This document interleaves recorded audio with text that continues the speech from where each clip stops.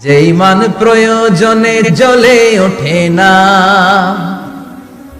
যে ঈমান সত্য ন্যায়ের কথা বলে না, যে ঈমান প্রয়োজনে জ্বলে ওঠে না, যে ঈমান সত্য ন্যায়ের কথা বলে না, যে ঈমান বাস্তবে নাই, যে ঈমান অন্তরে নাই, মুখে শুধু ফাঁকা বলি, কি করে তারে বলো ঈমানে বলি,